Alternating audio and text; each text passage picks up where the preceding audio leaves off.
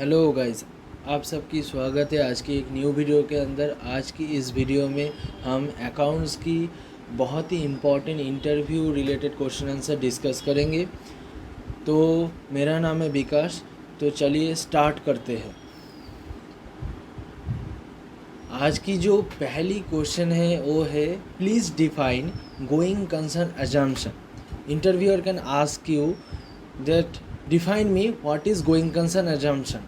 मैं पहले डेफिनेशन पढ़ लेता हूँ, उसके बाद में हिंदी में इसका मतलब मैं बता दूंगा, तो आपको पढ़ने में आसानी होगी। तो going concern assumption state that business will continue its operation for the forcible future. This implies that company will not force to close its operation and realize its assets at extremely low cost. इसका मतलब क्या हुआ? Going concern का मतलब क्या है? आप suppose एक बिज़नेस कर रहे हो, तो आप क्या मान के चलोगे कि आपका बिज़नेस चलता रहेगा। अगर आप ओनर हो, आपका कोई इंटेंशन नहीं है कि आप अपना बिज़नेस बंद कर दे, और आपका कोई फैक्ट भी नहीं है कि आपका बिज़नेस बंद हो जाए, तो आप क्या मान के चलोगे कि मेरा बिज़नेस चलता रहेगा। तो इसको ही बोलते हैं going concern assumption. Forcible future का मतलब क्या है? फोर्सेबल फ्यूचर का मतलब है इंस्टेंट फ्यूचर, 1 साल 2 साल, इसमें कोई आपका इरादा नहीं है बिज़नेस बंद करने का। इसको ही फोर्सेबल फ्यूचर बोलते हैं। तो आगे बढ़ते हैं नेक्स्ट क्वेश्चन की तरफ। तो नेक्स्ट क्वेश्चन बहुत ही इंपॉर्टेंट क्वेश्चन है ये, which accounting method gives you more perfect picture of your account, cash और accrual, and why? So there are two accounting method, cash basis और accrual basis. Okay, so पहले definition पढ़ लेता हूँ। Accrual method of accounting is more accurate than cash basis. There are more chances that matching concept is ignored due to non-receipt of income and non-payment of expenses. So accrual basis पे अगर आप accounting करते हो वो more accurate है। क्यों? अगर suppose आप या मान के चलिए, अगर आप 2021 में कोई चीज़ किसी से क्रेडिट में ख़रीदे हो, 2022 में उसका पेमेंट कर रहे हो, अगर ये आपका क्या हुआ, 2022 का एक्सपेंस का है क्या 2021 का है? ये 2021 का एक्सपेंस है, बट आप 2022 में पेमेंट कर रहे हो, तो 2022 में अगर कैश में अगर आप उसको रिकॉर्ड करते हो तो वो आपका ठीक परफेक्ट अकाउंट नहीं होगा। अगर आप एक्रूअल बेसिस में उसको 2021 में रिकॉर्ड कर लोगे तो आपका अकाउंट की ठीक होगा। अगर आप मान के चलिए 2022 में 21 में किसी को आपने माल बेचा है, बट 2022 में उससे आपको पेमेंट मिल रहा है, बट आपका क्या 2022 का सेल है? नहीं, वो 2021 का सेल है। तो यही है एक्रूअल बेसिस। एक्रूअल बेसिस में अगर आप अकाउंटिंग करते हो तो मोर परफेक्ट होगा। और मैचिंग कंसेप्ट क्या है? मैचिंग कंसेप्ट ये है कि अगर एक फाइनेंशियल ईयर में जितनी भी ट्रांजैक्शन होगी उसको रिकॉर्ड करना ही मैचिंग कंसेप्ट है। तो ये बहुत ही इंपॉर्टेंट क्वेश्चन है। तो आगे बढ़ते हैं नेक्स्ट क्वेश्चन की तरफ। नेक्स्ट क्वेश्चन है, difference between trading company and a manufacturing company. इस क्वेश्चन को बहुत ही पसंद किया जाता है। Trading company is a company whose business is buying and selling of goods, whereas manufacturing company produce goods by the process of manufacturing and sells it. Trading company क्या है? वो किसी से माल खरीदते और कुछ मार्जिन लगा के उसको सेल कर देते, ये ट्रेडिंग कंपनी का काम होता है। मैन्युफैक्चरिंग कंपनी का क्या है? वो रॉ मटेरियल परचेस करते, चीज़ को प्रोडक्ट को बनाते, उसके बाद उसको सेल करते। ठीक है, चलिए आगे बढ़ते हैं नेक्स्ट क्वेश्चन की तरफ। नेक्स्ट क्वेश्चन है, ये बहुत ही इंपॉर्टेंट क्वेश्चन है, what do you mean by term bad debt? अगर कोई टाका आपको पैसा नहीं दे, when amount collectable from account receivable और trade debtors is at risk और it's confirm that amount will not be collected, then it is called bad date.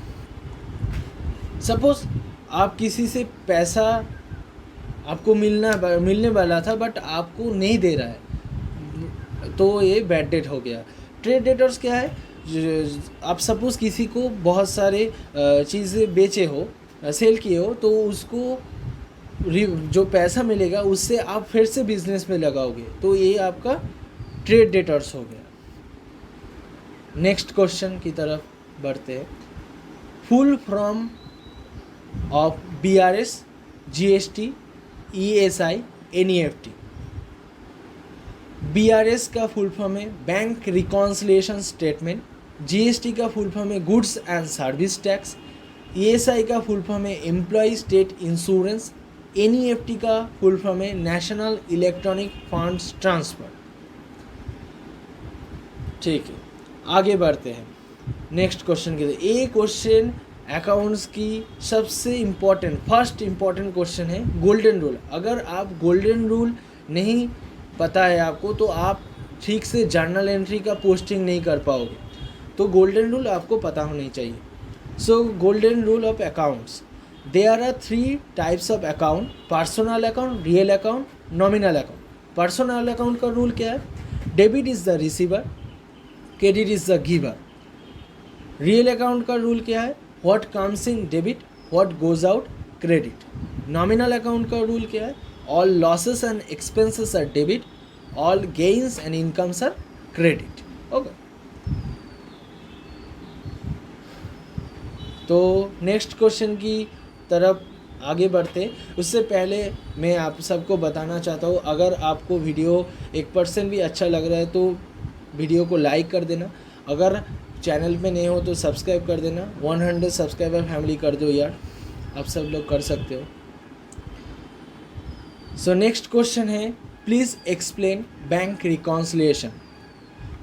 In book keeping, a bank reconciliation is a process of reconciling bank balance in business books of account with balance as per bank statement provided by bank। तो इसमें क्या होता है, आप एक bank की account अपने books of account में मेंटेन करते हो और बैंक वाले भी करते हैं।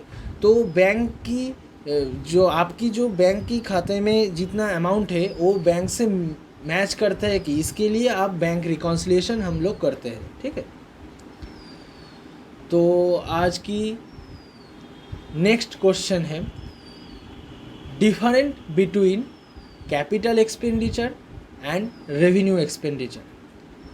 Capital expenditure are for fixed assets which are expected to be productive assets for a long period of time, example land and building, machinery etc. Revenue expenditure की क्या है? those expenditure whose benefit expire with same accounting year in which it's assured, example salary, rent, telephone etcetera. Capital expenditure क्या है? ये भी एक expenditure है। आप लैंड खरीद रहे हो तब आप पैसा दे रहे हो, बट ये आपको लॉन्ग टाइम में फ़ायदा देगा। अगर लैंड खरीदते हो तो आपकी इसका प्राइस फ्यूचर में बढ़ेगा।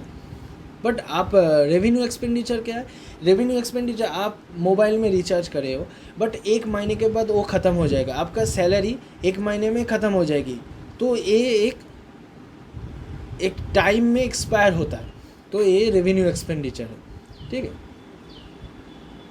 तो आज की आखिरी क्वेश्चन है, what are the main components of cash flow statement.